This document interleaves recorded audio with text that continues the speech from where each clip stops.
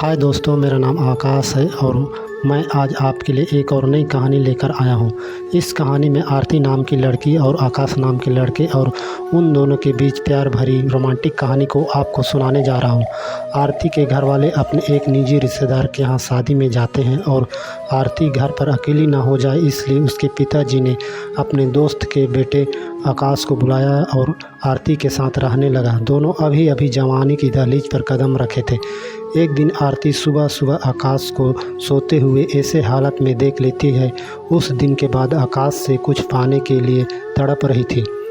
आरती एक बहुत ही सुंदर और सुशील लड़की थी। वह अभी 17 साल की थी। मई जून का महीना चल रहा था और गांव शहरों में शादी का सीजन भी चल रहा था। आरती के एक नीचे रिश्तेदारों के घर पर शादी हो रही थी। उस शादी में सभी लोगों का जाना जरूरी था, पर उन लोगों को समझ में नहीं आ रहा था कि घर पर कौन रहेगा। घर पर किसी न किसी एक को तो रहना ही था, क्योंकि सूने घर पर चोरी होने का डर था।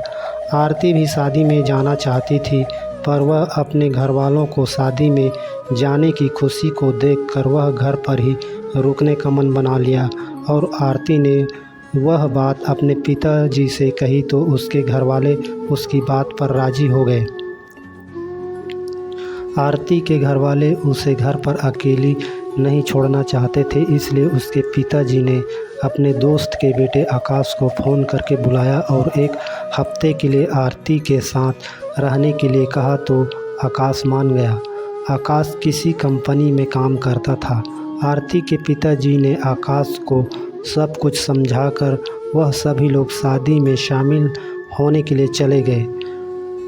उनके जाने के बाद आकाश शाम को आऊँगा आरती से कहकर अपने काम पर चला गया। आकाश शांत और शर्मिला स्वभाव का लड़का था। वह बातें बहुत कम ही किया करता था। आकाश आरती के घर पर कई बार आ चुका था, पर उन दोनों ने एक दूसरे से कभी भी बात नहीं की थी।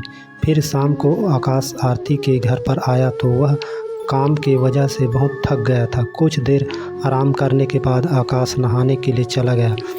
फिर दोनों ने साथ बैठकर खाना खाया। आकाश खाना खाकर टीवी देखने लगा और आरती जूठे बर्तनों को धोने लगी और वह अपना पूरा काम निपटाकर आकाश के बगल में आकर बैठ गई और वह दोनों साथ मिलकर टीवी देखने लगे। उन दोनों के बीच खामोशी थी। वे दोनों सिर्फ टीवी को ही देख रहे थे। बहुत देर हो चुकी थी। आरती को अब नींद आने लगी थी तो वह आकाश से पहली बार बड़ी मुश्किल से बोली, आकाश, बहुत रात हो चुकी है, चलो सोने चलते हैं। उसकी बात सुनकर आकाश उठ गया।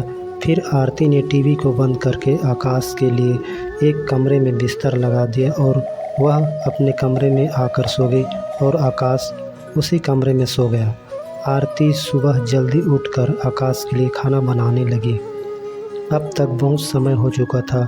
अभी तक आकाश सोकर नहीं उठा था।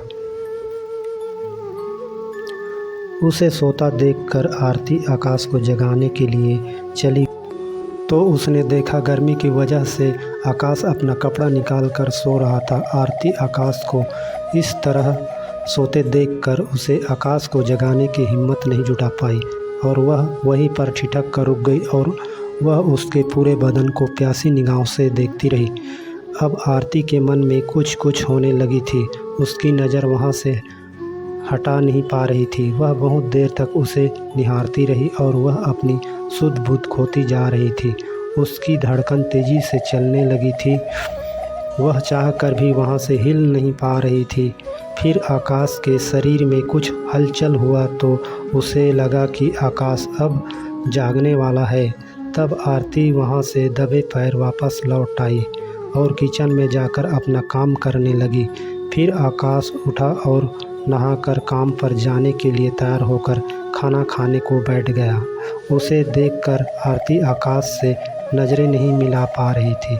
वह झुकी नज़रों से आकाश को खाना परोस दिया और आकाश खाना खाकर अपने काम पर चला गया। आकाश के काम पर जाते ही आरती अपने घर के कामों में लग गई, पर उसका मन कामों में नहीं लग रही थी। उसका मन कहीं और भटक चुकी थी। उसकी आँखों में आकाश का खुला बदन दिखाई देने लगा था। वह पहली बार किसी मर्द को उस हालत में देखी थी। उसके मन में गंदे गंदे ख्याल आने लगी और वह सब करने का उसका मन फुदकने लगी। वह यह सब सोच सोच कर बुरी तरह से पागल हुई जा रही थी। वह अपने आप को संभाल नहीं पा रही थी। वह अपने आप को शांत करने के लिए नहाने के लिए चली गई। नहाकर उसे कुछ आराम मिला तो वह खाना खाकर सोने लगी। जब आरती सोने के लिए आंख बंद करती तो उसे आकाश का खुला बदन दिखाई देता तो उसकी आंखें झट से खुल जाती। वह चाह कर भी उस नज़ारे को अपने दिमाग से नहीं निकल पा रही थी।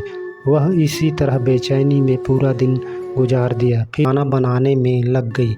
अब तक बहुत देर हो चुका था पर अभी तक आकाश काम से लौटकर घर वापस नहीं आया था। आरती बार बार दरवाजे की तरफ देखने लगती। जब आकाश नहीं दिखता तो वह मायूस हो जाती। वह आकाश का बेसब्री से इंतज़ार कर रही थी। बहुत देर बाद आकाश आया तो वह खुशी से झूम उठी और उसके होठों पर प्यारी सी मुस्कान खिल गई। फिर आकाश नहाकर फ्रेश हो गया। फिर दोनों खाना खाकर सोने के लिए अपने अपने कमरे में चले गए।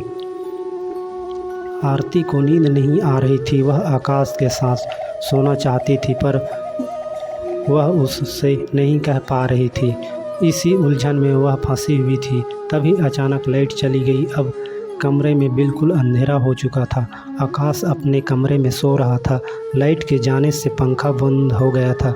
उसके शरीर से पसीने की धार बहने लगी थी। आकाश गर्मी से परेशान होकर वह कपड़े से अपने आप को हवा देने लगा। फिर भी उसे राहत नहीं मिला तो वह छत पर सोने के लिए जाने का निश्चय किया और वह बिछाने के लिए कपड़ा लेकर छत पर सोने के लिए चला गया और वहाँ पर बिस्तर बिछाकर सोने लगा। वहाँ थोड़ी थोड़ी हवा चल रही थी तो आकाश को गर्मी से बहुत ही सुकून मिला। इधर आरती भी गर्मी से परेशान हो चुकी थी। वह पसीने से पूरी तरह से भीग चुकी थी। वह चुपके से उठी और अपने मोबाइल पर टॉर्च जलाकर आकाश के कमरे की तरफ बिना आवाज़ किए जाने लगी। वह दरवाजे के पास जाकर कुछ देर खड़ी रही। फिर हिम्मत करके दरवाजे को धीरे से अंदर की तरफ धकेला तो दरवाज़ा धीरे से खुल गया। वहाँ बिस्तर पर आकाश को न देखकर वह एक पल के लिए सोच में पड़ गई। फिर उसके कदम छत की तरफ धीरे धीरे बढ़ने लगे। वह छत पर पहुँच गई और आकाश को वहाँ पर देखकर आरती ने राहत की सांस ली। आकाश गर्मी से परेशान होकर अभी भी जाग रहा था। वह आरती को अचानक अपने पास आया देखकर वह जल्दी से उठ बैठा। आरती को छत पर आकर गर्मी से राहत मिलने लगी।